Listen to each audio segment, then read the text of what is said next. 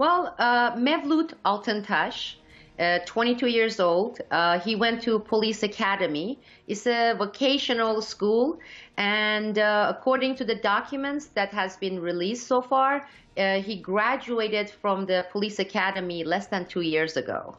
And this is not in central Turkey or eastern Turkey. It's in western Turkey. It's in Izmir area, which is in the Aegean coast and known to be pretty, I would say, Western. And if you look at it, there are several U.S.-related bases in Izmir, etc. And the threat that Erdogan has been under, not only by Gülen FETÖ movement, but also all sorts of other factions inside Turkey, he takes his bodyguards and protection and etc. very, very seriously. So personally, I doubt that he was in some second-tier protective unit for President Erdogan because, as I said, he's 22, he's been out of school only 2 years. On the other hand, as you just emphasized, it's been known for years and years that Fethullah Gülen's cult movement, which is a CIA front because he is here in the United States, he's been working on Operation Gladio B with the CIA since 1998. In fact, it was CIA airplane that brought Fethullah Gülen when he was most wanted in Turkey into the United States. He's been working closely with the State Department and the CIA.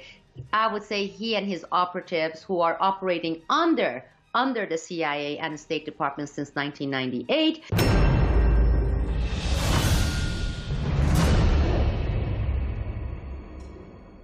Because what Gülen does and his movement, they actually start grooming these kids when they're in middle school, high school, okay? And because they have the connections with the police force, academies, etc. all over Turkey, they actually hand them the test questions.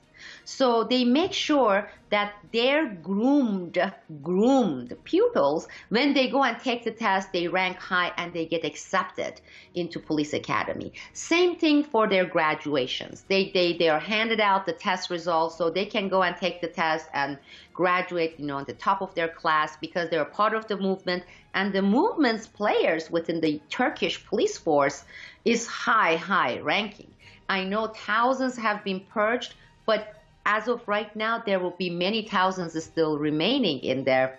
We are looking at this extremely critical timing for this assassination, okay? Just 24 hours or less than that after this assassination, Iran, Russia, and Turkey, they had this conference to talk on Syria. Well, that's the major deal. Again, for people who don't understand the region, they don't understand the language and everything, Iran is a Shia Muslim country, okay? So Iran's interest and stakes in Syria is totally different than Turkey's interest and stakes in Syria. Then, of course, in the middle, you have Russia.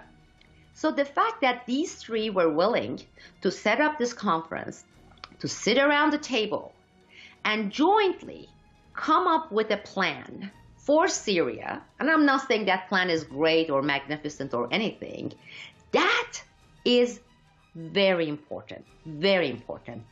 Those interests or whatever they are reaching during that conference, which they did to a certain degree last Tuesday, it is exactly the opposite of what the United States, CIA, what the Western countries like UK and NATO want. So these are the powers, these are the operatives, these are the players who don't want that kind of alliances between Russia, Turkey, and Iran, okay? They don't want it. And Russia also realizes the incredible importance of Turkey, both geographically, strategically, politically, in terms of Syria.